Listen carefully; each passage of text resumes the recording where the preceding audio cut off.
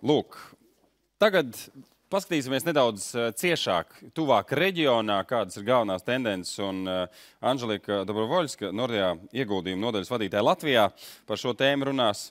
Arī varat savus jautājumus turpināt iesūtīt telefoniski, tāda dīziņa formā, vai arī pēc tam uzdot jautājumus personiski. Lūdzu, aplausi.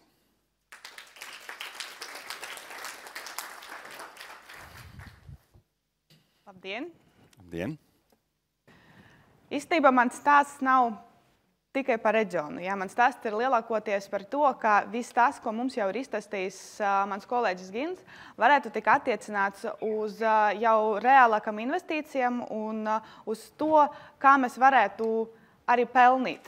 Neskatoties uz to, ka daudzi ekonomisti, daudzi mēdīji zīmē mums ekonomiku ļoti pelēkas krāsās. Mēs visi, protams, jebkurā laikā, stabilā vai nestabilā, mēģinām un vēlamies meklēt iespējas, kur nopelnīt. Jo, kā jau pareizi šeit šodien minēja vairākas reizes, bez riska aktīvos tas ienesīgums uz dotu brīdi ir nulles līmenī, un gribam mēs vai negribam, ja mēs vēlamies kaut kādu peļņu, tad mums ir jāmeklē arī citas iespējas.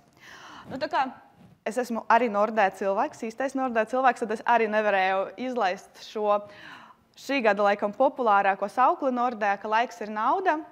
Un tāpēc laikam to laiku ir jāizmanto ar prātu. Un man tāds jautājums mums visiem, gan mums, gan jums, būtu, vai mēs tiešām to laiku izmantojam. Un tāpēc, ka tādu tīzeri šodienas prezentācijai, es izvēlējos dažādu tirgu vēsturisku ienesīgumu, 5 gadu ienesīgumu ASV, Eiropa, Japāna. Un arī, ja mēs paskatāmies tīri uz termiņu noguldījumu aktīviem vai ieguldījumu veidiem, tad iedomājamies, ka 2010. gada 15. novembrī mēs ieguldījām 10 000 eiro kādā no šiem tirgiem. Pagāja laiks. Un laiks šos 10 000 eiro ir pārveltis uz kaut kādu citu summu. Un tā, ja mēs paskatītos uz ieguldījumu ASV tirgu, tad peļņa būtu ap 70% kumulatīvā. Ja mēs paskatītos uz Japānu, tad peļņa sasniedz gandrīz 100%.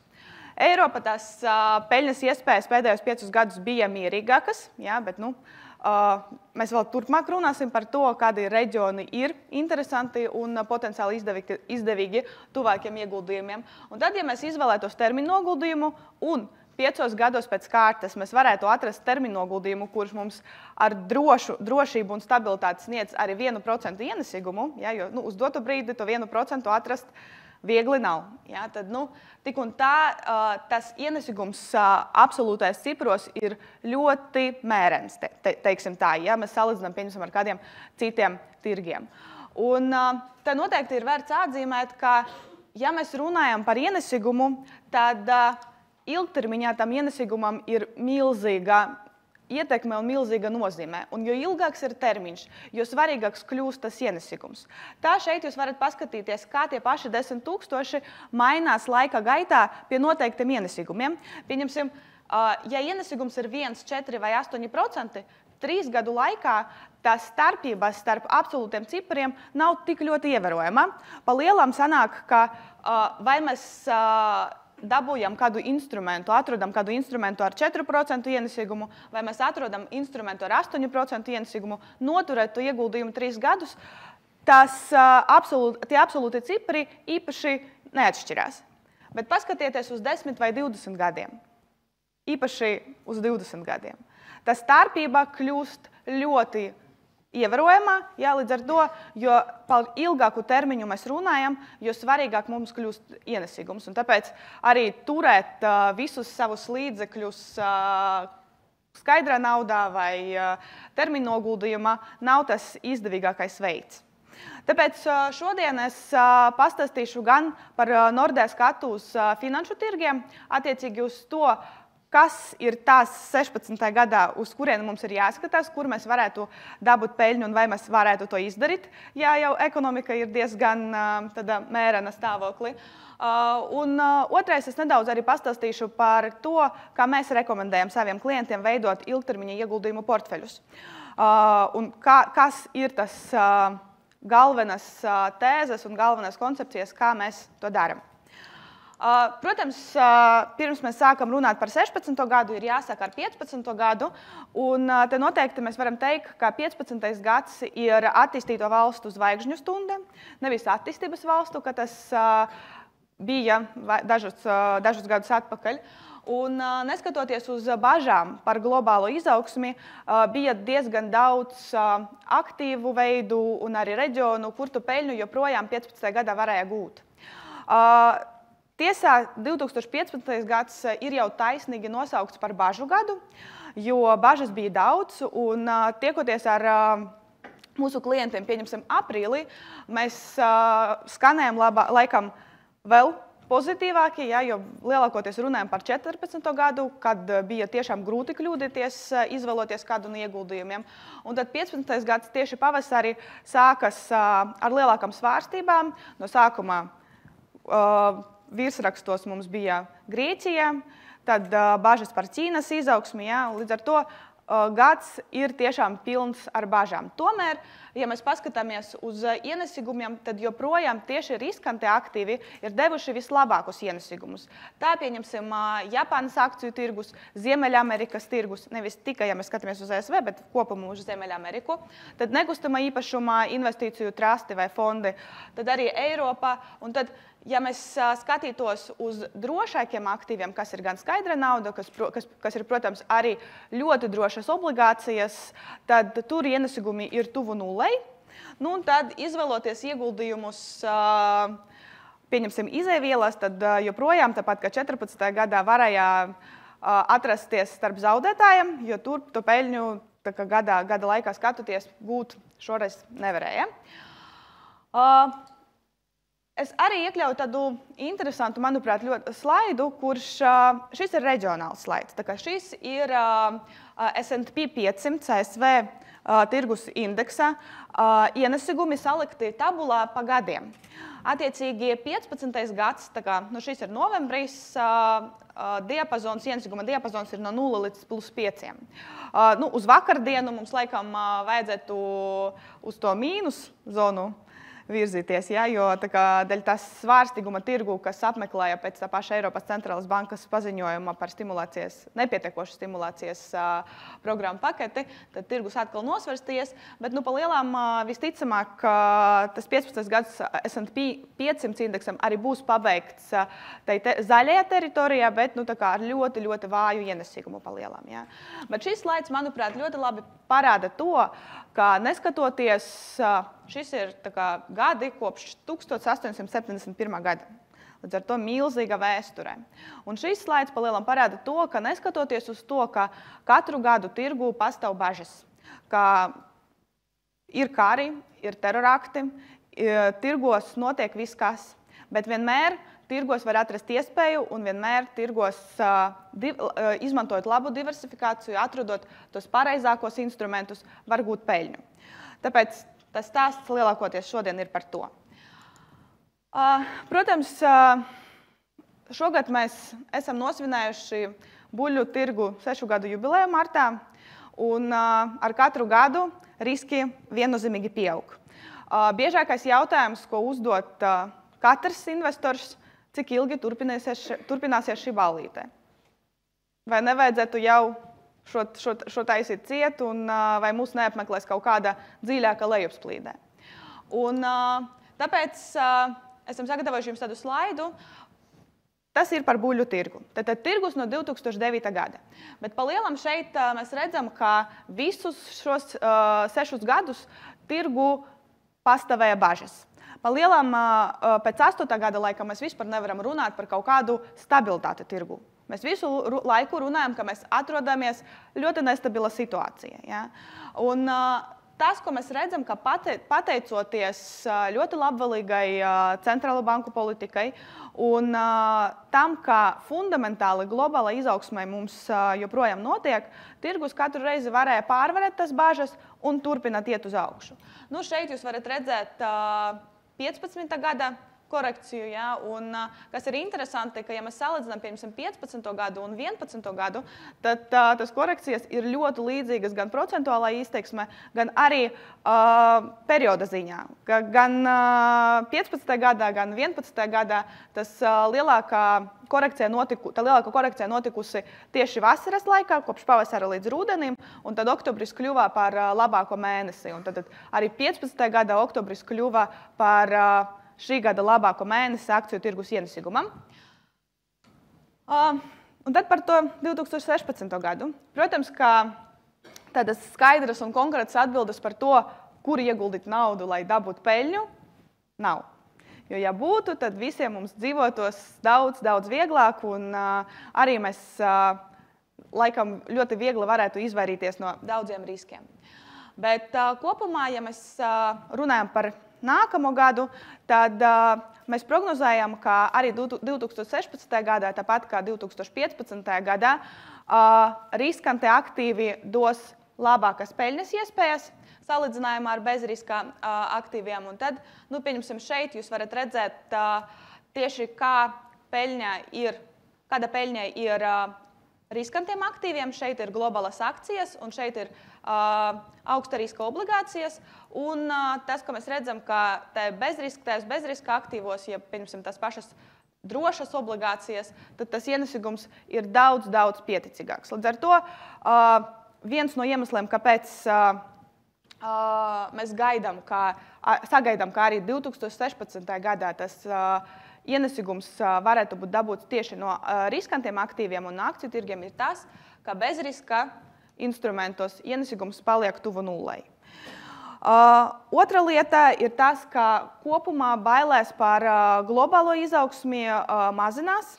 Mazinās arī bailēs par to pašu Ķīnas smago piezemināšanos, un tāpēc tas noteikti arī varētu atbalstīt riskantus aktīvus nākamgad.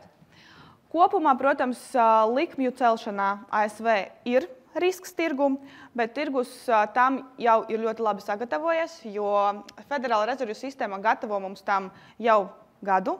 Un šī gada laikā, laikam katru mēnesi, mēs dzīvojam ar domu, ka varbūt šoreiz tas likmes tiks celtas. Ja, izskatās un pēc visam prognozēm un radītājiem, ka decembrī mēs beidzot varētu sagaidīt to likmju celšanu ASV. Tāpēc kopumā, ja mēs runājam par 16. gadu, tad laikam, lai gūtu peļņu, mums vajadzēs joprojām skatīties uz riskantākiem aktīviem, un drošajos aktīvos, bezriska aktīvos to peļņu gūt praktiski būs neiespējams. Kas ir ar attīstītām valstīm, ar tām valstīm, kurām šogad bija tā zvaigžņu stunda? Kopumā ASV un Eiropā aug nedaudz vairāk par tā prognozēta potenciālu. Un mēs redzam un ticam, ka šogad Eiropā laikam pārdzīvo to labāko izaugsmes momentu. Nākamgad mēs laikam varētu visi iet vienu soli tālāk. Un, ja pašlaik mēs paskatīsimies uz globālo ekonomiku, uz globālo vispār ekonomisko ciklu, tad mēs atrodamies kaut kur starp atvesaļošanas un attīstības fāzēm. Līdz ar to, laikam, tas 16. gads vēl nav tas gads, kad mums būtu jāiet lejā. Ja? Plus, protams, ka ASV tirgus ir soli priekšā Eiropas tirgum. Ja? Un tad, kopumā, ja mēs paskatītos arī uz šo slaidu, tad redzam, ka 16. gads, ja mēs neskatāmies uz Ķīnu, kas mums ir attīstības valsts, tad attīstītās valstīs gan globāli, gan ASV, gan Eiropā 16. gads tiek prognozēts pat nedaudz labāks nekā 15. gads. Ja mēs skatāmies detalizētāk, tad un skatāmies tieši uz dažādām nozarēm, gan attīstītās īstenībā valstīs, gan arī attīstības valstīm, tad ir skaidri redzams, ka pakalpojumu sektoram iet daudz labāk nekā ražošanas sektoram. Un šeit tas var būt skaidrots ar to, ka ražošanas sektoram ir ļoti cieša saikne ar Ķīnas ekonomiku, jo tā ir eksporta nozare arī. Un tāpēc uz dotu brīdi redzam, ka tieši pakalpojumu sektors ir izteikti līderos. Kas ir ar attīstības valstīm? Tā kā Attīstības valstīs, protams, lielākais jautājums un lielākas bažas ir par to Ķīnas smagu piezemināšanos. Kā jau teica Gins, tad mēs nesagaidām, ka 16. gadā tā smaga piezemināšanās varētu notikt Ķīnā, un mēs vairāk runājam par tādu lēzenu piezemināšanos, bet ir skaidrs viens, ka Ķīnā vairs neattīstīsies tik strauji, kā tas ir bijis iepriekš. Ja, un tas ir tā teikt, new normal priekš tirgu, ja, ar ko tirgum pa lielam būs arī jāsadzīvot turpmāk. Kopumā, ja mēs paskatāmies arī uz citām attīstības valstīm, tad arī Krievijā parāda dzīvības pazīmes, bet vismagāk, kā arī teica Gins, iet Latviņamerikai, šeit ir Brazīlija. Un, uz dotu brīdi mēs nesaskatām, ka tieši attīstības valstu risks ir kaut kāds vissvarīgākais akciju tirgus attīstībai. Kā gadījumā pat, ja šīs valstis neattīstīsies nākamgad, kā globāli, tam nevajadzētu ietekmēt ievērojami akciju tirgus sniegumu. Kā ir ar centrālām bankām? Tad centrālās bankas mums gan šogad, gan arī iepriekšējos gados tiešām ir notikumu centrā. Visi skatās un gaida, ko tad teiks mums centrālās bankas, kāds būs nākamais centrālās bankas lēmums, un jūs jau paši redzējat, kā pagājušā nedēļa akciju tirgi norēģēja uz Eiropas centrālās bankas nepietiekošas stimulācijas programmas paplašināšanu. Kaut skaidrs, ka Eiropas centrālās bankas politika uz dotu brīdi ir ļoti un ļoti labvēlīga. Tāpēc, dēļ tā, ka laikam kopējai izaugsmai globālā nevar kļūt par to galveno driveri, jeb triggeri tirgus izaugsmai, tad noteikti arī centrālās bankas nākamgad paliks fokusā un attiecīgi tā labvēlīga politika noteikti varēs stimulēt akciju tirgus izaugsmi turpmāk. Tas pats jautājums, kā ar to, vai ballīte var turpināties, kāds tad ir tas aktīva novērtējums. Tas ir otrais populārākais jautājums, vai tagad nav pa dārgi pirkt, jo akciju cenas aug visu laiku, jau ir pārāk dārgi. Ja mēs nedaudz abstrahējamies no kaut kādām vairāk subjektīviem viedokļiem par to, ka šogad jau bijusi korekcija un ka cenas jau ir pakritušas un ka tas cenas salīdzinājumā ar gada sākumu nav izaugušas, tad mēs varētu paskatīties arī uz akciju novērtējumu. Un, ja mēs paskatāmies globālo akciju novērtējumu, ilgtermiņā mēs redzam, ka uz dotu brīdi akciju novērtējums atrodas tieši vidējā līmenī. Normāla līmenī, tāpēc mēs nevarētu runāt, ka tur tagad veidojas kāds burbulis, jo burbulis veidojas kaut kur šeit. Tāpēc mūsu viedoklis uz dotu brīdi akciju cenas nav ne lētas, ne dārgas. Un tas gan nozīmē, ka cena tas nav tas galvenais šķērslis, kāpēc turpmāk akcijas nevarētu gūt peļņu. Tāpēc kopumā novērtējums ir diezgan taisnīgs. Un, protams, ja mēs salīdzinām akciju cenu un obligāciju cenu, jeb akciju ienesīgumus un obligāciju ienesīgumus, tad obligāciju cenas ir un paliek ļoti augstas. Līdz ar to tas ienesīgums ir ļoti, ļoti ierobežots. Ļoti arī tāds aktuāls jautājums un to, ko mums bieži vien jautā, vai cik daudz mums ir jāsatraucas arī par politiku nākamgad. Grieķijas jautājums nedaudz noklusa. Grieķijā vairs nav mediju virsrakstos. Vienīgi dažas nedēļas atpakaļ Grieķijai bija virsrakstos, bet vairāk ar pozitīvu ziņu, jo Grieķija ir veikusi nepieciešamas reformas un atverusi sev 128 miljārdu finansiālo palīdzību. Līdz ar to viņam uz dotu brīdi situācija ir diezgan stabila. Tad jautājums ir par Portugāli vai Spāniju, tāpēc, ka Portugālē un Spānijā būs vēlēšanas. Un mēs laikam teiktu, ka nē, īpaši satraukties par Portugāli vai Spāniju šoreiz nevajadzētu, jo arī neskatoties uz to, ka būs vēlēšanas, tas visvairāk atbalstītas partijas ir tas tradicionālākas. Līdz ar to pat pie tā, ka notiks vēlēšanas, mēs nevarētu gaidīt, ka tur būs kaut kādas politikas kursa straujas izmaiņas. Jā, līdz ar to, laikam, šis nav tas galvenais jautājums. Viens no tādiem asiem jautājumiem ir Lielbritānija, tāpēc, ka pašlaik aptaujas rāda, ka Lielbritānijas iedzīvotāja vairākumā atbalsta izstāšanos no Eiropas Savienības, un tas viennozīmīgi varētu būt risks gan nākamgad, gan arī turpmākajos gados. Un viennozīmīgi kaut kādi tādi referendumi vai lēmumi varētu ietekmēt akciju tirgus ienesigumus un sniegumus, bet laikam vairāk īstermiņā, nevis ilgtermiņā. ASV prezidenta vēlēšanas, kas mums arī gaida nākamgad, vēsturiski mēs redzam, ka šādam notikumam nav ietekmes uz finanšu tirgiem. Un, protams, karstākais topiks ir par Sīriju, par bēgļu krīzi un par teroristiem apkārt. Un tas, ko mums parādīja tagad terorakti Parīzē, ir tas, ka finanšu tirgi nereaģēja uz šo notikumu. Pa lielām mēs varētu pat teikt, ka pēc 11. septembra notikumiem ASV tirgi ir ieguvuši tādu kā imunitāti. Jo 11. septembra notikumi, protams, toreiz atspoguļojas ļoti ievērojami uz akciju tirgus, bet tas, ko mēs redzam tagad, ka tirgus īpaši nereaģē, protams, ka kam var būt ietekme, tad ietekme var būt tieši uz konkrētam ekonomikam. Piemēram, mēs jau tagad redzam, ka Francijas ekonomika būs ietekmēta ar šiem teroraktiem. Un par tiem pašreizējiem riskiem vai pašreizējām bāžām, kuras nākotnē varētu parādīties uz tā viena no pirmiem slaidiem, ko es jums rādīju ar 6 gadu ienesigumu ar dažādām bažām. Noteikti arī šīm bažām tur būs vieta, ja mēs skatīsimies pagatnē. Un tad noteikti Ķīnas smaga piezemināšanās būs fokusā un būs kā viena no kārstākām tēmām nākamgad.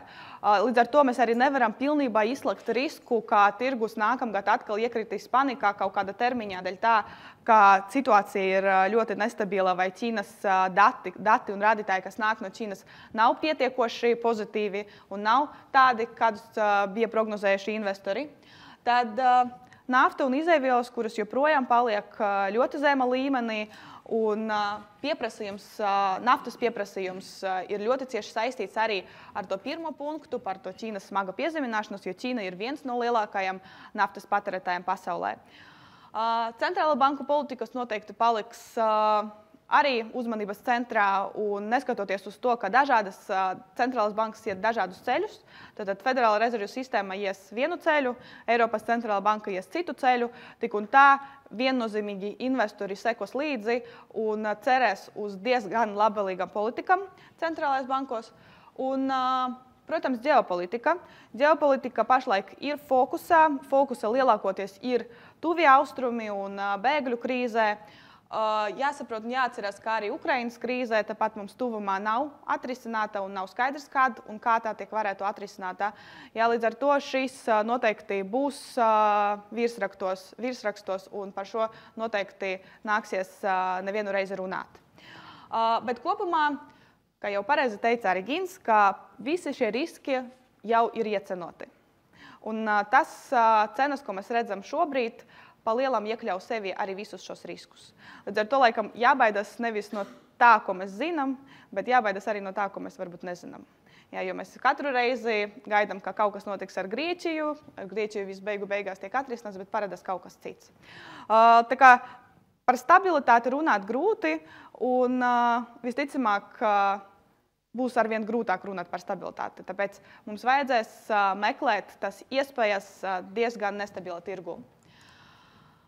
Kādam reģionam ir labākais aktīvu potenciāls 2016. gadā? Kā jūs domājat? Katrs priekš sevis var atbildēt uz šo jautājumu. Parasti, kad es jautāju, tad tas domas ir ļoti dažādas.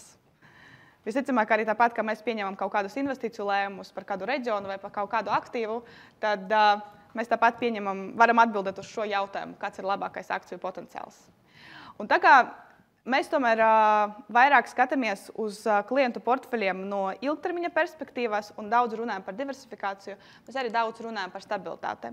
Līdz ar to šogad mūsu atbilde būs Eiropā, tāpēc, ka Eiropa atrodas attīstības fāzē un tāpēc, ka Eiropas akciju cenas ir zemākas un lētākas salīdzinājumā ar, pieņemsim, ar to pašu ASV. Plus, protams, ļoti labvēlīga centrālā banka, kurā atbalsta akciju tirgus izaugsmi. Līdz ar to mēs teiktu, ka 16. gada reģions būs Eiropa. Un tad par to, kāda veidā tad es jau sāku stāstīt, ja, ka mēs vairāk skatāmies uz klientu ieguldījumiem un uz klientu portfeļiem no ilgtermiņa perspektīvas. Un laikam viens kodola vārds, ko mēs izmantojam, runājot par ieguldījumiem, par ilgtermiņa ieguldījumiem, ir diversifikācija. Un kopumā, ja mēs skatītos uz mūsu klientu portfeļiem un uz mūsu rekomendācijām, un arī īstenībā uz esošu tirgus situāciju, tad mēs varam runāt par to, ka noteikti ir jāizvēlas dažādus produktus. Un, ja mēs gribam, lai mūsu nauda nezaudētu vērtību, bet otrādi palielinātos, tad šobrīd mums būs jāskatās uz ilgtermiņa investīcijām, kurās ir jāpieņem kaut kādu risku. Un tad, ja mēs skatāmies uz bezriska naudiņu, uz bezriska ieguldījumiem, tad tiem bezriska ieguldījumiem nevajadzētu būt vairāk kā 20% no kopēja turīguma, no kopēja kapitāla, jo tā ir tā nauda, kura nodrošina jums stabilitāti, likviditāti, drošības buferi, kā grib to var arī saukt, bet tā ir tā nauda, kurā nepelnā. Jā, līdz ar to, lai pelnīt, tad palielam 60–80% no visiem aktīviem, kas ir viena cilvēka pašziņā, ir jābūt izvietotiem ilgtermiņa aktīvos. Tas jautājums, kur izvietot, laikam tomēr aiziet otrajā plānā, jo arī pēc daudziem pētījumiem un arī pēc mūsu dziļas pārliecības galvenais, ko mums ir jāizdara, ir pareizi jāizvieto aktīvus. Mēs visu laiku mēģinām vērtēt tirgus un ķert to pareizo momentu, kā teica Gins, market timing. Mēs mēģinām atrast, kur ir tā iespēja, kur ir tas labākais moments, kad ieiet tirgu. Tad mēs visu laiku sēžam un gaidām ar investīcijiem un domājam, kad ir tas moments, kad iziet no tirgu, vai man tagad ir jāpārdod, vai sāksies korekcija, vai nesāksies korekcija. Tad, kad korekcija ir sākusies un manam portfelim ir -5%, es atkal sēžu un domāju, ko tad man darīt, vai pārdot, vai nepārdot, vai atgriezīsies atpakaļ. Un mēs visu laiku tad mēģinām atrast to balansu starp vienu un otru. Ja, un runājot par ilgtermiņa ieguldījumiem, mēs teiktu, ka nevajag ķert to momentu, bet vienkārši vajag pareizi diversificēt savu portfeli un izvēlēties plašu aktīvu diversifikāciju. Attiecīgi, izvietot aktīvus nevis vienā kaut kāda kompānija vai tikai viena reģiona. Ja mēs pateicam, ka Eiropa ir interesantākais reģions 16. gada, tas nenozīmē, ka tagad mums visus savus ieguldījumus ir jāpaņem un jāieliek Eiropā. Tas gan nebūtu pareizi, ja? Bet ka mums ir jāizvēlas diversifikācija. Tāpēc, kad mēs veidojam portfeļus, mūsu portfeļu izveides koncepcija vienmēr ir balstītā uz 3 pamatprincipiem. Pirmkārt, tas, ka ieguldītājiem vienmēr ir jāveic ieguldījumi diversificētus ieguldījumu portfeļos, jo diversificētais ieguldījumu portfelis sniedz vislabāko kompromisu starp potenciālo atdevi un riska līmeni. Vienalga, kāds konkrētais riska līmenis jums ir. Un portfelim ir jābūt balansētam starp akcijiem un obligācijām, un tam īpatsvaram akcijas un obligācijas ir jābūt tādam, kas atbilst jūsu konkrētam riska līmenim, jūsu riska tolerancei. Tāpēc šādi aptuveni izskatās portfeļi, ko mēs piedāvājam saviem klientiem. Attiecīgi aktīvus mēs izvietojam starp akcijiem un obligācijām, un tad akcijas mums dalās reģionāli un obligācijas dalās pēc riska līmeņiem. Tādējādi mēs dabojam ļoti optimālu portfeli, kas ilgtermiņā var sniegt labāko potenciālo atdevi pie taisnīgiem riska līmeņiem. Beigās mēs saņemam aptuveni šādu bildi. Jā, tā kā šeit ir konkrēti, nav nekāda nosaukuma, bet konkrēti portfeļi minēti, pieņemsim, sākot ar konservatīvā un beidzot ar agresīvo, kur 90% no visiem līdzekļiem ir ieguldīti akcijas. Protams, kad jūs izvēlaties kaut kādu stratēģiju priekš sevis, vispirms ir jādefinē 3 galvenas lietas, kāds ir jūsu mērķis, kāds ir termiņš un kādu risku jūs spējat un vēlaties uzņemties. Ja mēs paskatītos uz tiem ienesīgumiem un arī uz risku, tad jā, uz nākamo gadu un uz nākotni riski ir pieauguši. Vienkārši tāpēc, ka mēs šogad esam nosvinējuši 6 gadu jubileju tirgumu un buļļu tirgumu. Un tāpēc mums nācas nedaudz palielināt riskus un nedaudz samazināt potenciālu ienesīgumu. Bet Tāpat laikā mēs redzam, kā arī konservatīvos portfeļos, kur lielākā daļa tiek ieguldīta drošās aktīvos, tas ienesīgums ir ievērojami lielāks nekā depozītu ienesīgums šobrīd, ja mēs turam naudu vienkārši termiņu noguldījumos. Un laikam jau pēdējais slaids. Bieži vien mums jautā, kāpēc jūs mums piedāvājat tikai tādus ilgtermiņa portfeļus, vai nav pareizāk piekopt pirkt un pārdot stratēģiju, aktīvas pārdošanas stratēģiju, aktīvas tirdzniecības stratēģiju. Un tad, ja mēs paskatītos uz šo grafiku, tad doma šeit ir tāda, ka lielākoties visiem cilvēkiem, lielākai daļai cilvēku, ir vidēja riska tolerants. Tas nozīmē, ka es spēju uzņemties līdz 10% zaudējumus, un tad arī esmu gatavs sadzīvot ar 10% izaugsmi. Un tad šeit ir apskatīta stratēģija pirkt un turēt, kas ir tā ilgtermiņa stratēģija, neskatoties to, kāds ir tirgus, ka mēs neizējam no tirgus, bet vienkārši gaidam ilgtermiņā, un aktīva tirdzniecībā. Tad pelēkā zonā rāda tad, kad aktīvas stratēģijas dalībnieki ir iekšā tirgu, un tas baltas strīpas parāda tad, kad aktīvas stratēģijas piekopēja ir ārpus tirgus. Un tad to, ko mēs redzam, ka kopumā, ja mēs paskatītos uz 48 gadiem iepriekšējā periodā, tad paš visiem 48 gadiem globālajā akciju tirgu bija tikai 6 veiksmīgākie mēneši. Un ja tu esi ārpus akciju tirgus tajos 6 mēnešos, tad tava peļņa samazinās no 1529%, tā ir kumulatīva peļņā par tiem 48 gadiem, līdz 893%. Līdz ar to noteikti nevar teikt, ka aktīva tirdzniecības stratēģija vienmēr ir veiksmīgāka nekā vairāk pasīva stratēģija, ilgtermiņa stratēģija pirkt un turēt, bet, protams, ka vienmēr pastāv iespējas arī noķert to labāko tirgus momentu, bet tas ir jautājums, vai tas ir vairāk veiksme, vai tas ir tiešām vispareizākas un precīzākas prognozes. Laiks ir nauda, un arī mans laiks ir beidzies, līdz ar to es būšu priecīga saņemt jūsu jautājumus, un paldies! Paldies! Ir jautājumi iesūtīti īziņu formā. Viens no tiem, kur un kā var noteikt savu riska toleranci? Savu riska toleranci mums ir vienreizējs rīks, MiFID anketa, ja kādreiz par tādu esat dzirdējuši.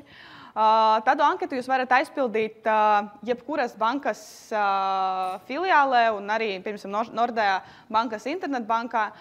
Jums būs jāatbild uz vairākiem jautājumiem, kas attiecas gan uz jūsu finansiālo pusi, tad gan uzkrājumiem, gan kredītiem, gan arī par jūsu mērķiem un plānotiem ieguldījumu periodiem, un tad beigās tas, ko jūs dabūsiet tieši jums piemērotu ieguldījumu stratēģiju, kurā arī pateiks to, kāda ir tā jūsu riska tolerance. Bet tā vidēji, ja mēs paskatāmies uz tirgu, tad lielākai daļai cilvēku ir tā vidējā riska tolerance. Cik tur bija? 10%, ja? Jā, 10% plus, 10% mīnus. Vēl viens jautājums, laika mums diemžēl nav daudz. Kādas ir Nordea prognozes par eiro kursu nākamajiem gadiem, dēļ atšķirīgas monetārās politikas? Turbūt blakus jautājums ir, vai procentu likuma iespējamais kāpums ASV 16. gadā ietekmēs dolāru kā valūtas vērtību pret citām valūtām? Jā. Tad mēs laikam turpinām prognozēt paritāti 17. gadā beigās. Tas nozīmē 1:1. Kādreiz likās, ka eiro dolārs 1:1 ir kaut kas neiespējamais. Ja, un dažus gadus atpakaļ īstenībā Nordea prognozes arī bija 1:1 uz 16. gadu. Un toreiz likās, ka tas nav iespējams, bet tagad izskatās, ka tas ir ļoti, ļoti iespējams. Un tieši tas, ka Federāla rezervju sistēmā varētu celt likmes tajā brīdī, kad Eiropas centrāla banka paliek ļoti aktīva stimulācijas programmā, tad ir skaidrs, ka tas kurs palieks un ka dolārs varētu stiprināties pret citām valūtām, tā skaitā arī pret eiro. Un kas tajā brīdī ar eksportu notiek? Runājot par Eiropu. Pa lielam Eiropai tādā vājāka valūta ir pozitīva, tāpēc, ka eksportēt kļūst izdevīgāk. Tā kā lielākais jautājums ir tieši ASV, jo viņi jau ir pārdzīvojuši tos mazāko investīciju pieplūdumu tieši dēļ tā stipra dolārā. Labi, diemžēl mums vairāk jautājumiem laika nav, tāpēc paldies, Anželika. Paldies.